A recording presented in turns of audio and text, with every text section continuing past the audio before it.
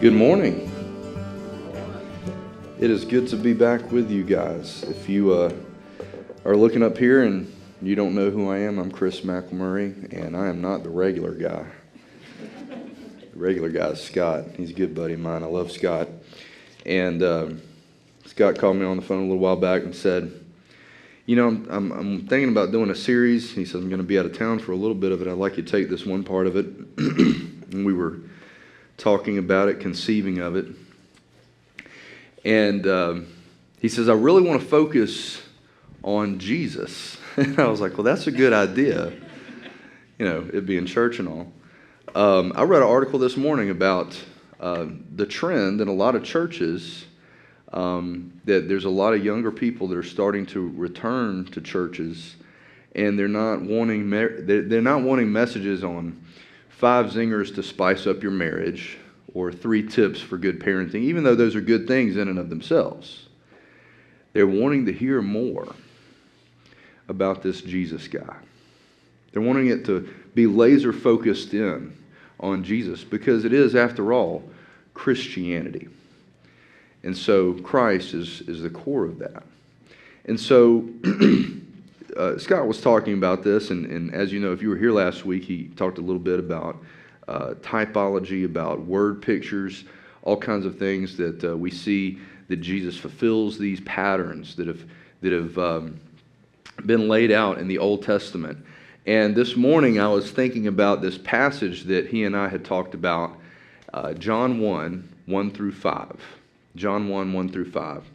And I'm looking at it, and I wanted to title this morning's message, God's Very First Word. God's very first word. And I'm sitting there trying to think about how does this relate to the Old Testament. And as I studied this passage, the echoes of what was going on that John is pointing to couldn't have been more clear to the original audience. But before we discuss the original audience, I want to talk to you about what's going on in the here and the now. What do you think of when you hear the word? When you hear the word, a lot of us think of a dictionary. That's the place you go to look up words, right? There's Noah Webster's dictionary there. He's famous for that. Some of us like Wheel of Fortune, all right? Very nice puzzles to sit back that make us feel good. Like, I know that one, you know, and you're waiting on that person that got the last letter in the whole puzzle, and you're like, come on, just say it already, and they're getting it wrong, and this is kind of frustrating, or yelling at the TV. For goodness sake, you know, it's Wheel of Fortune. Some other stuff. There's this game called Scrabble that we used to play back in the day, and now there's Words with Friends. And if you look at the graphic behind me, you'll see that you can't play the word okay.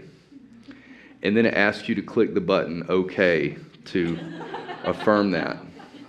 Okay. Some people think of Microsoft Word, the word processing program, not to be confused with the oxymoron Microsoft Works, which is a different program. Then there's also songs from my era, you know, growing up as a child of the 80s. Cameo, Word Up. I won't do my Cameo impression right now. I thought it was a guy. It turned out it was a whole group. So, Word Up. Or Vanilla Ice, who was always saying word to your mother, and we weren't really sure whether or not we were supposed to be offended by that at the time. It's like, don't talk about my mother. So the whole thing about word, what you think of when you think of word, definitely involves meaning, the conveyance of ideas. Whatever you think of, it is almost guaranteed it involves meaning of some kind. And that's because we live in a particular type of world. Now, one of my favorite British theologians, scholars, he's just a Renaissance man. He's a scientist and he's a theologian. He's just a brilliant man. I got to meet him one time. I got to ask him a question. He actually answered it, and it changed my life. Is Alistair McGrath. And this is one of the things that he has observed. He says, something about human nature prompts it to ask questions about the world. And there seems to be something about the world that allows for the answers to those questions. This seemingly trivial observation is actually of considerable importance. The idea that we live in a world and we have a nature where we ask questions about this world that we live in, and there's something about the world that allows for those questions to be answered. I was reading another couple of guys on that issue, and they called it the graspability of meaning in the universe. The idea that we can reach out and grasp meaning, whether it's color or temperature or texture, that there's data that's coming in and we're seeing it and we're interpreting it. We might not be perfect. We might not be perfect interpreting it. We're only the sometime knowing knowers of some things, unlike God, who is the all the time knowing knower of all things. But we're still getting something in the input there. So we live in that kind of a world. Wherever we go in this universe, we can't escape meaning. Even if we think of the word meaninglessness, meaning runs through the very word itself and the very attempt to conceive of what it means. I remember Ravi Zacharias, who is a Christian apologist. One time he was talking about visiting the Wexner Center for Performing Arts at Ohio State University. And this building was hailed as America's first deconstructionist building. And it was supposed to represent life as vertigo. It was there were pillars that didn't quite reach down to the floor. The whole point of a pillar is to prop up the ceiling above it. There were stairs that went nowhere. There were structures that should have had awnings on them and covered, but there was no awning. Sometimes I feel like that when I'm out in one of these restaurants and they have all this wood there and there's supposed to be something growing on it, but there's nothing growing on it and it's not protecting me from the sun, so I don't know what the point of it is. This whole building was supposed to be this postmodern deconstructionist statement to represent life as just meaningless. And so Ravi Zacharias asked those who were taking him on the tour, he said, I wonder if the architect followed the same philosophy when he laid the foundation. Let me run that by us again. I wonder if the architect used that same philosophy when he laid the foundation. Because if the building comes crashing down, you don't want to get sued. And the fact is, if you build a building to represent meaninglessness, it still means something anyway.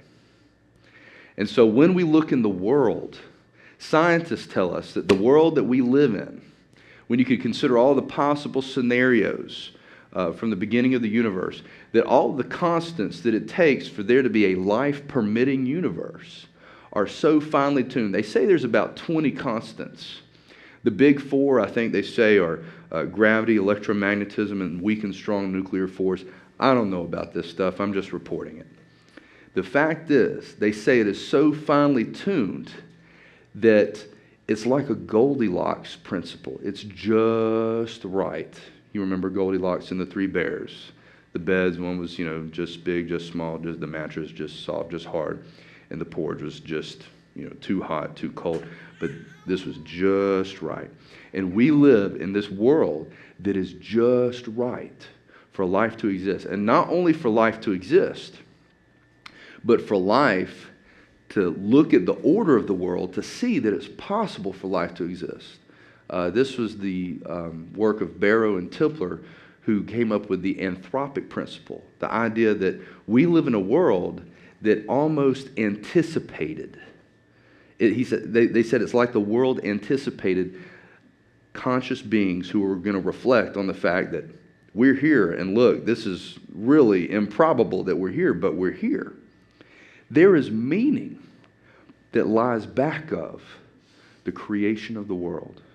Not only that, scientists tell us that in our very DNA, every single cell of your body has this code, has language in it. And the entire thing about code and language, even though it's 4 chemicals, what is it, adenine, cytosine, guanine, and thymine, that the idea is that it's an alphabet, and that in every single cell of your body, you have a strand of characters that's about the length of the Encyclopedia Britannica. And that's who you are and your genetic makeup. Not only the world has meaning, but life itself, living beings, have meaning. There is meaning behind the world, and there is meaning behind living beings, and it is written into everything around us. The universe, the world we live in, is slap brimming with meaning. Now, with that said, why? Why do we live in this world that has meaning everywhere? Meaning everywhere. This is what John says. In the beginning of the Gospel of John, he says that the Word is the source of the world. Now, this is a weird thing for us to wrap our mind around. He's not talking about the Word as in the sense of the Bible. He's saying something else, and we'll look at what he means by this in a minute. But if you look in John chapter 1, the Gospel of John, chapter 1, verse 1, he says, "In the beginning was the Word, and the Word was with God, and the Word was fully God. The Word was with God in the beginning. All things were created by Him, and apart from Him, not one thing was created that has been created." Now, I'm reading out of the New English Translation, the Net Bible. It's a great Bible, great version. A lot of evangelical scholars have come together, and they're continually revising and working on it, but it's a free thing. It's out there. You can get a hold of it online. There are several words in this prologue of John in chapter 1, verses 1 through 18, that show up again and again throughout the Gospel of John. They're amplified and they're expanded on. However, when we see this usage of the word, we really only see it in this prologue. We don't see it used in the same way again elsewhere. But what he's doing here is he's setting up the framework for everything that's going to come to pass in John, especially when it comes to Jesus. That whatever Jesus is saying and doing is what God is saying and doing. Because the way this passage renders this in the original language, it is identified, whatever the word is, it's identified with God's essence. You got me on the sound there? It's identified with God's essence, yet it is distinct in its personal agency. Now let me run that by you again, because sometimes you'll have people come and knock on your door. All right? This is a common phenomenon in my neighborhood. I have some neighbors, and we've kind of made a deal. One time I made the mistake of sending a salesman. They're pressuring me. They're trying to put the pressure on. They were like, "Do you know anybody that would love this deal?" And I was like, and I caved.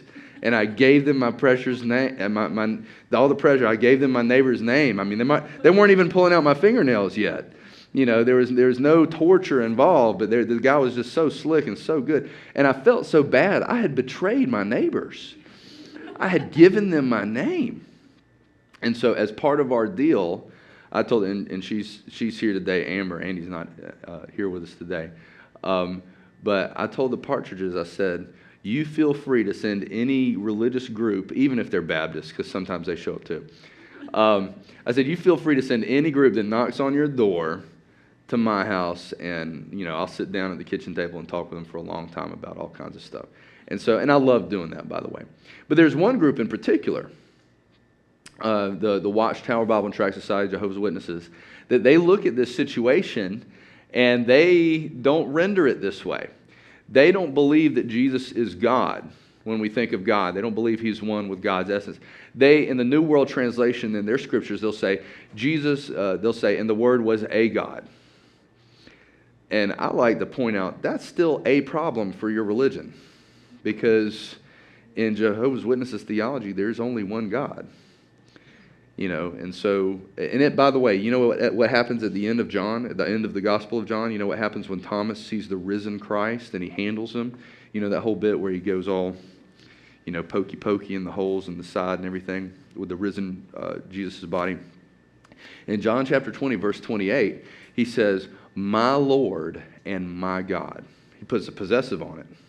And so they'll say, well, it doesn't have the article, "the," in the Greek there. And they try to pull some fancy footwork with the Greek. And if you look at them and say, oh, because this is anarthrous, this construction, you think that means that it can be rendered a God without an article. And they'll say, anarthrous? Does it have arthritis? What is that? It doesn't have the article. Now, this is a lot of interpretive stuff to say, the way this phrase is being rendered in the Greek, whether it's a God, the God, or my God in the Gospel of John, the Jehovah's Witnesses have a problem, the problem, or my problem with saying that's not saying that Jesus is God. This is saying that Jesus is God. And the way the Net Bible has rendered this, they have a little note on this. They say, they put it, the word was fully God to express its meaning, and then they have a note and they say the way this phrase is rendered in the Greek, the way this would sound is what God was, the word was. That is saying that whatever this word thing is, this word guy, whoever he is of the same essence of the Father. He's of the same essence. And that's what we believe as Christians, in the doctrine of the Trinity. Okay? Jesus is God. At the same time, in his personality, he is distinct from God. What's the doctrine of the Trinity? One God in three persons. Okay? Not one God and three gods. That's Mormonism. Not one person and three persons at the same time. That doesn't make any sense. This is one God, one divine essence, and three persons. That's the Orthodox doctrine of the Trinity. Now, when we look at the next couple of verses, all right, we see in verse 4 and 5, the Word is the source, not only of the world, but the Word is the source of life, and the Word is the source of light. It says, in him, he's talking about the Word, was life, and that life was the light of mankind, and the light shines on in the darkness, but the darkness has not mastered it. Okay? So, the question then, and we've kind of kept it anonymous up to this point, is who is the Word? If you look down in verse 14 of this prologue, it makes it plain who John is talking about. It says, now the Word did what? I'll let you read. Now the Word became flesh. Okay, this is the story of the incarnation of Jesus Christ. And took up residence among us. That took up residence is a word, tabernacled. The idea that just like God at Mount Sinai, that the fire of God, that God's presence, His Spirit, came down the mountain and rested in the tabernacle at the foot of Mount Sinai and went with the people. That now in Jesus Christ, that God has once again come down and tabernacled with His people and is now moving and living among His people. And that's a really important thing because when they rebuilt the temple after they had been taken into exile, the Spirit did not come in and re-inhabit that temple the way it had when Solomon dedicated it. What had happened in the tabernacle in Solomon's temple didn't happen when they came back from the exile and built the second temple. And John is saying, this is God's presence among you. He is the one who is tabernacling among you. Okay? God in the flesh. We saw His glory, the glory of the one and only, full of grace and truth, who came from the Father. And after this, we don't hear another word about the Word in this sense in the Gospel of John. And if we look at the rest of John, all of his literature, 1st, 2nd, and 3rd John, we don't really see it used this way. But when we come to the book of Revelation, many people believe that John wrote Revelation as well. In chapter 19, verse 13, we see this one little blurb. He is dressed, it's talking about Jesus, in clothing dipped in blood, and he is called the Word of God. The Word, according to John, the Gospel of John, and according to Revelation, this word that's being spoken of is Jesus. So now let's look at the context. Normally I like to handle context first. All right? But I would like to show you something that I saw as I was working on this passage and looking at this.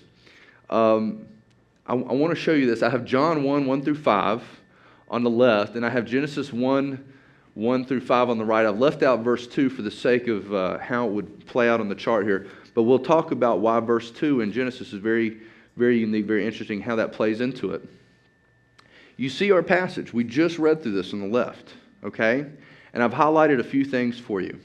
In the beginning, God, created, light, darkness. What is John doing here? In the minds of his original listeners, he is echoing a passage that they are so familiar with that they could not help but think of it.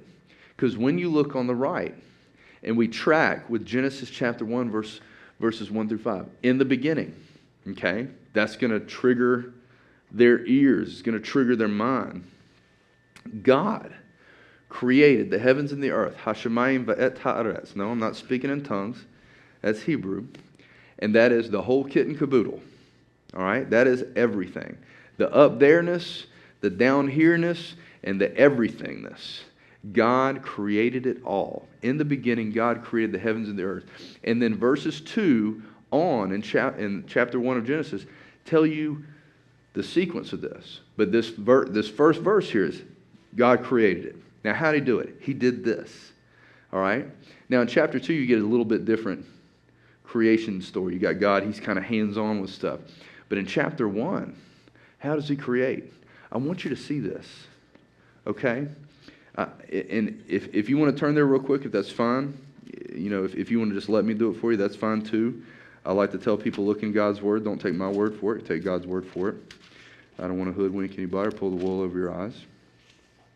But if you look at this formula, what happens on day 1? Look in verse 3. What are the first 3 words? And God said. And then, all right, verse 6. And God said. And verse 9. And God said. All right? And verse 14. And God said. Verse 20. God said.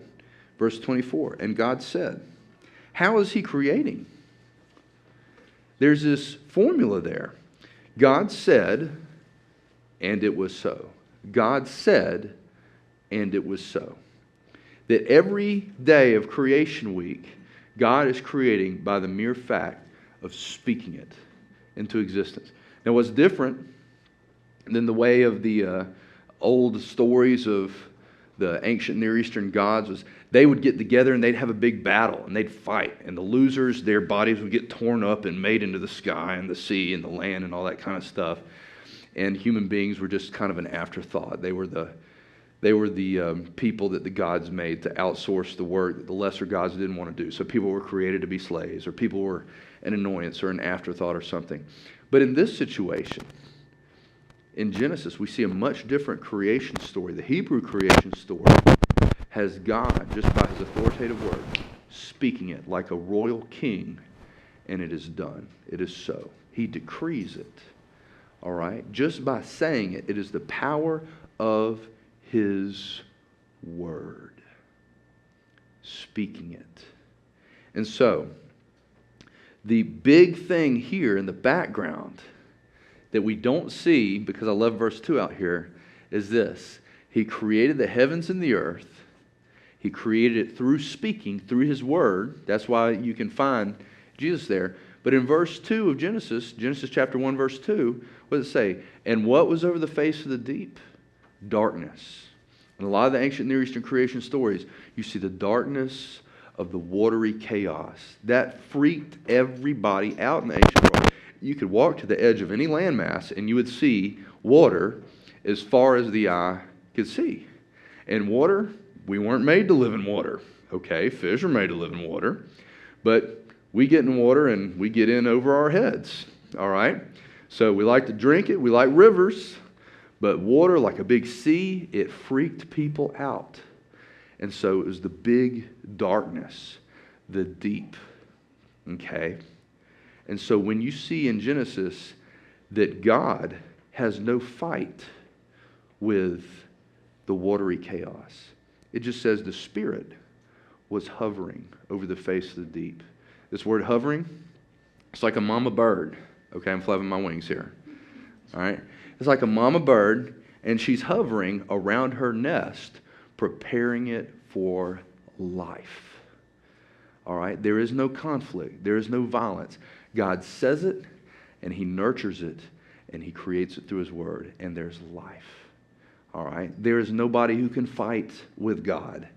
Okay, you will not win. There's nothing on the same level there. And so when we look at John 1 through 5 and Genesis 1 through 5, we see that he speaks in the first day. What does he say? He creates light on the first day. He spoke it into existence. In him was life. The life was the light of mankind. The light shines on in the darkness. The darkness has not mastered it. God said, let there be light. And there was light. God saw that the light was what? Good. So God separated the light from the darkness. God called the light day and the darkness night. There was evening and there was morning, marking the first day. I would like to submit to you this morning that what John is saying to his original audience is this, that just as God had marked the first day of the old creation with, in the beginning, with creation, with speaking through the Word, that again, through His Word, the Logos, that's the Greek word for word, Jesus, that He is creating a new world and a new humanity. And that when Jesus shows up, it is day one. How about that? How about that? Now, when we look at the background of this concept of the Logos, you can see the Jewish background, the Greek background. You need to understand that this is not just some literary device. This is not just like wisdom personified in the Old Testament, even though we do see that. What we have here is that John is taking the Jewish ideas that we see in the Old Testament and the Greek ideas that we see in their philosophy, and he's taking them further. He's developing them to their fullest extent. The Hebrew word dabar, one's word, was seen as an extension of his personality and further as possessing a substantive existence of its own. Your word went forth and had power. It was the performing of an act. God's wisdom personified, according to what we see in Proverbs, according to what we see in the Jewish wisdom literature, was a key agent in creation. Okay? But they hadn't come all the way to saying, this is God. It was kind of a device. It was a theological idea. All right? By the time of the rabbis in Jesus' time, in the Aramaic, which is a cousin to Hebrew, you had the word memra. This began to be used by the rabbis as another term for God. They started finally using the term word for God himself. Now, in Greek philosophy, these are the pagans. These are not Jews. They viewed the Logos as the divine principle by which the universe was endowed with intelligibility, making meaning possible. Here you see it in the uppercase and the lowercase, the majuscules and the minuscules, the Logos, the Word. So whether we're talking about the Jewish idea or whether we're talking about the Greek idea, what we see is this development. There's a trajectory. There happens to be a guy, and his life intersects the time that we're talking about. It overlaps the 1st century BC and 1st century AD. This is the South, so we like to say our eyes long whenever we see him, so we'd say, that's Philo. All right? I'm not going to say Philo or Philo or whatever. Let's talk about Philo of Alexandria. This was a Jewish aristocrat. He was a learned man. He was a writer, he was a philosopher, but he was also very acquainted with the Greek lifestyle, the Hellenistic lifestyle, they called it. And so he was a Jewish Hellenistic philosopher. And he was based out of Alexandria, Egypt, a huge center of Jewish learning at the time, in the 1st century. And he used Logos more than 1,300 times in his works. Now, if he is reflecting an idea that is popular among people that are Jewish, who are familiar somewhat with Greek ideas, and this guy is talking this much about it, then it seems like he's reflecting some of their thinking at the time. And look at the things that he calls the Logos. The Logos, he called it a deuteros theos, a second God. He said it's the angel of the Lord, the name of God, the high priest. Have any of these things, have we seen this in connection with Jesus in the New Testament? In the theology, has Jesus called any of these things, like the high priest in Hebrews? The captain and steersman, the advocate, the paraclete, the ideal man. and the Son of God. Now, while, you say, wow, Philo's practically a Christian. These are kind of devices with him. But there's certainly a trajectory here. We're plotting this movement and ideas so that by the time the Christian movement grabs on to what had developed in Judaism, we see the Christians say, we know what this is talking about. This is talking about Jesus.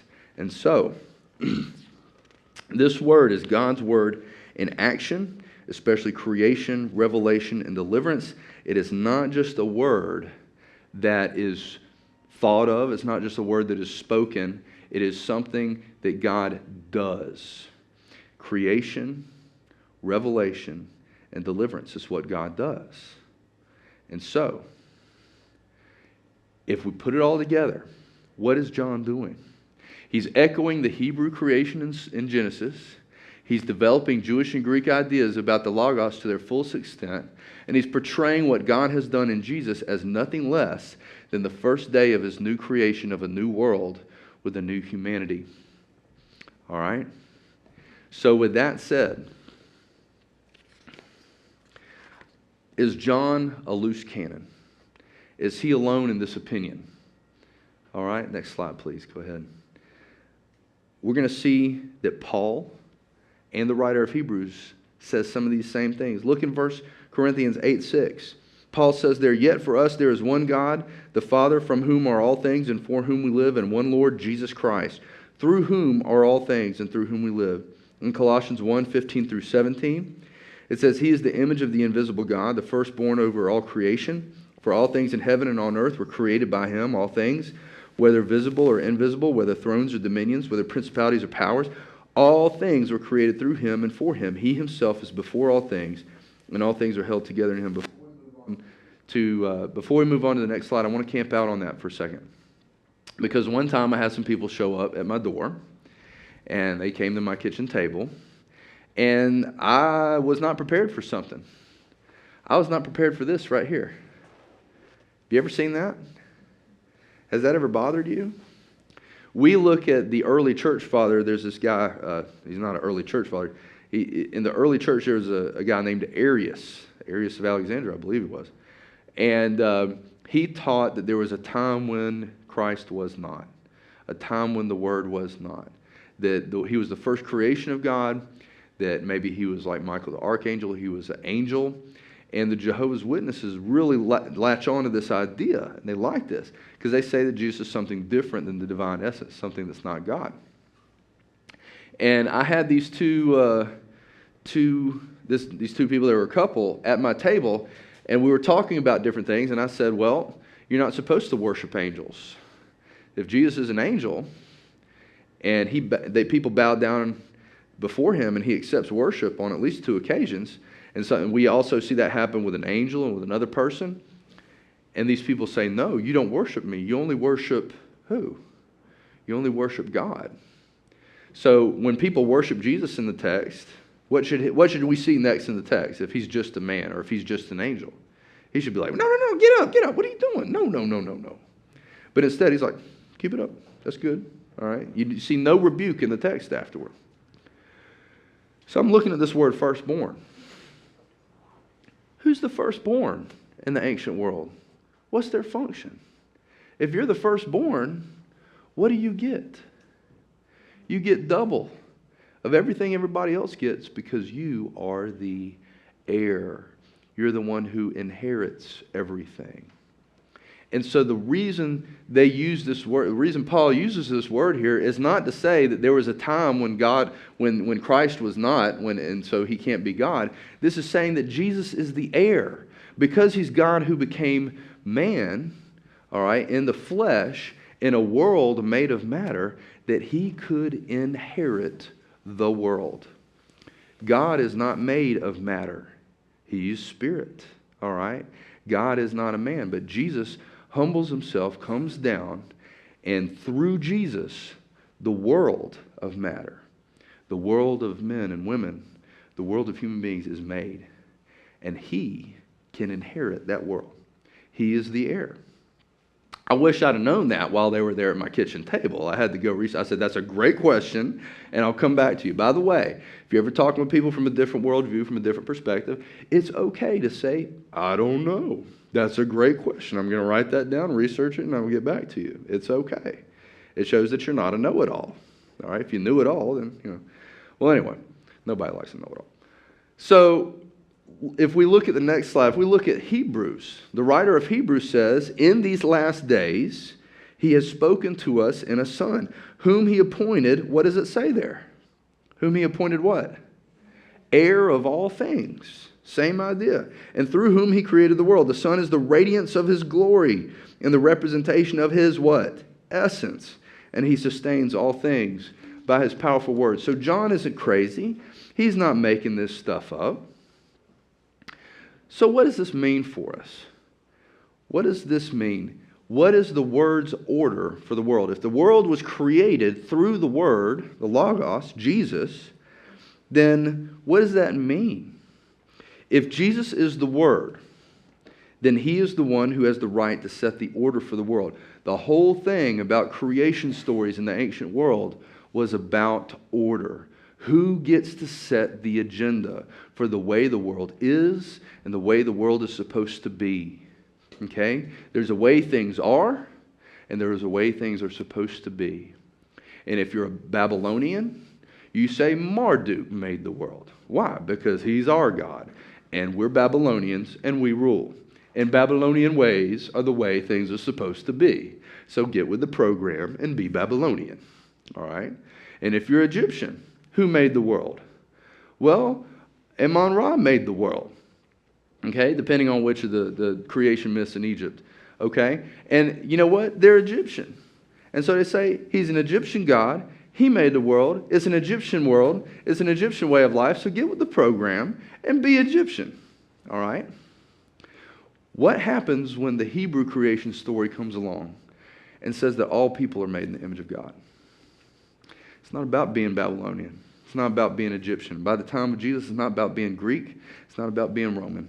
It's not even about being Jewish.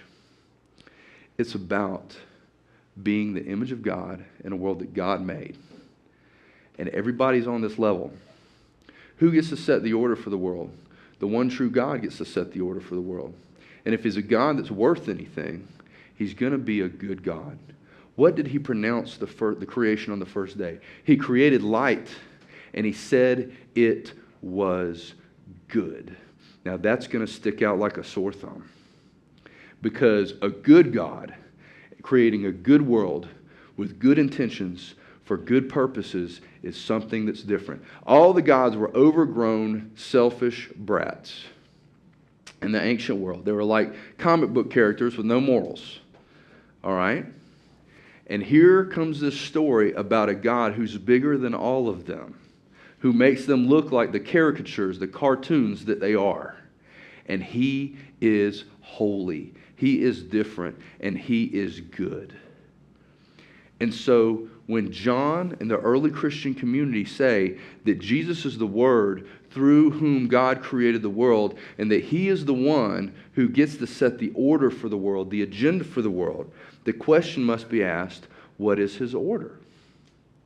And what do we see? In Matthew, Mark, and Luke, we see the Great Commandment. But in John, and in 1st, 2nd, and 3rd John, and Revelation, it is clear. It is slap covered up with love. Do a word search on love in John, in 1st, 2nd, and 3rd John. Okay? It is more, you're going to see more of it there than anywhere else in the Bible. Love is Jesus' commandment from the beginning. And I've talked about this before when I've been with you guys.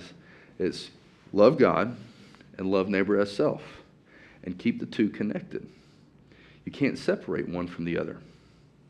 And so now we come down to the so what.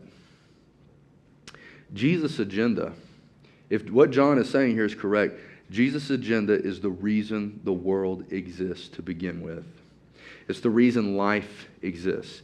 Jesus' agenda is the meaning of life. We live in a time and a place and a world right now in culture where people are searching for a reason. Society has been fragmented. Culture is fragmented. Everybody's doing their own thing. When everybody comes home from work at the end of the day in our industrialized world, mama and daddy and the kids, everybody retreats into their electronic castle, and everybody's trying to promote their own thing. And it's all about self, and what you want to do, when you want to do it, how you want to do it. And Jesus is saying, I've got a bigger agenda. If you want to put your life on the line, you want to do something with your life, you want a meaning to live for, to live and to die for, then Jesus' agenda, you're not going to find something that's going to beat that. Jesus is not only God's first word, but he's also his last word. In Revelation 22:13, Jesus says, I am the Alpha and the Omega, the first and the last. Okay? The beginning and the end. The one who has set the agenda for the world is going to be the one to evaluate us in the end, whether or not we have conformed to his agenda. And so what I want to leave you with today is this. I don't want to steal too much thunder from what Scott talked about last week about light. We see light in this passage. You know about what light does. Light, to shed light on something, it reveals things as they are. We know there's a way things should be, but light reveals things as they are. When you're getting up in the middle of the night and you're bumping into things after the power went out, what are you looking for? You're looking for a flashlight. Back in the old days, you were looking for a candle, okay? You're looking for matches or whatever. You want to see so that you don't bump into things. You want to see things as they are, where they are. You want to see things in their place. Light, as you know, is stronger than darkness, okay?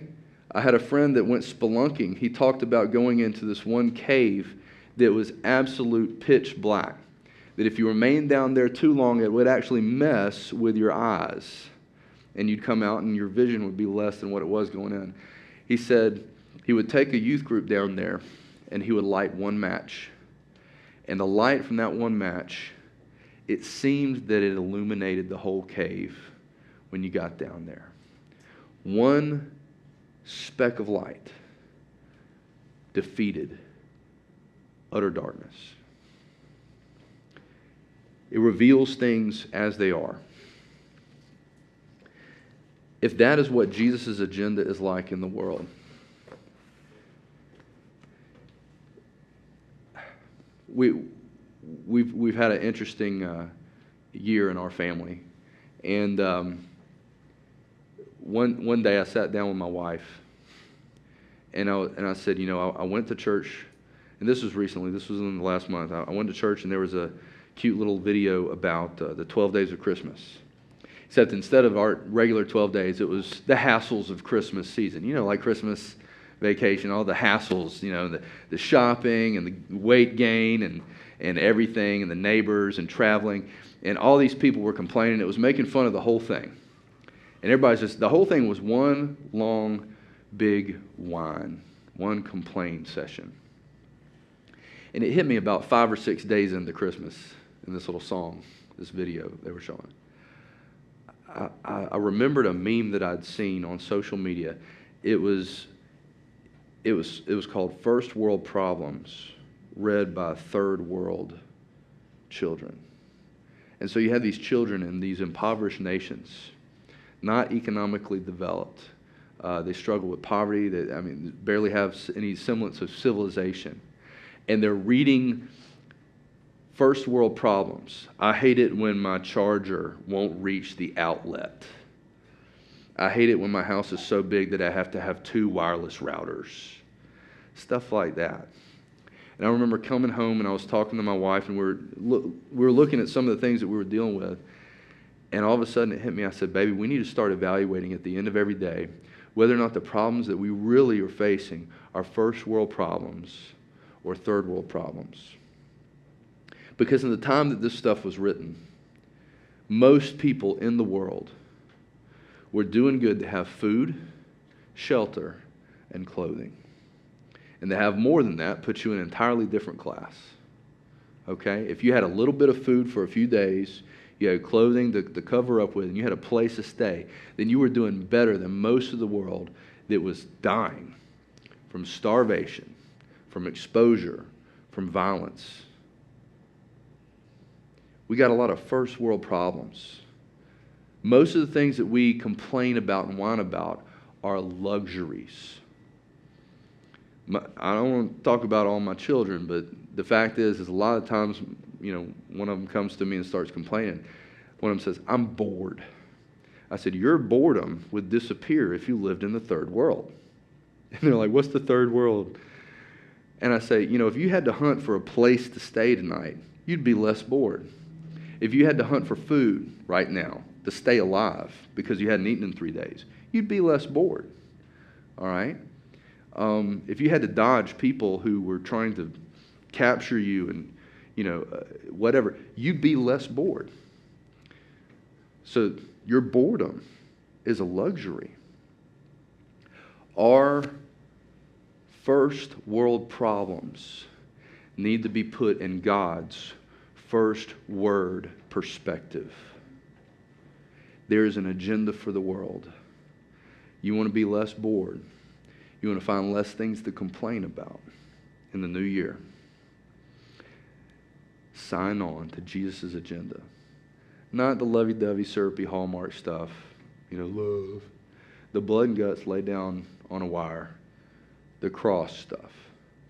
Love and serve to the point of sacrifice. It's not boring. Okay? So, as our band comes up to play, I would invite you today to consider whether or not you have Jesus' agenda as your meaning for life. I would invite you to consider whether or not Jesus' word is your final word. In that evaluation, will you be somebody who says, I've signed on to that and I've lived according to that? We can't do it in our own power. We can't do it in our own self. We have to die to self and yield to the Spirit to do that. Okay? But if you haven't done that and you want to talk to somebody about it, I'll be here today. You can talk to me now. You can talk to me afterward. All right? But if not, just think about the things we've talked about today as we worship during this time. Oh, sovereign God, oh, matchless King, the saints adore, the angels sing and fall before the throne of grace. To you belongs the highest praise. These sufferings, this passing tide, under your wings I will abide, and every enemy shall flee. You are my hope and victory. Would you stand and sing with us? Praise the Father, praise the Son, praise the Spirit.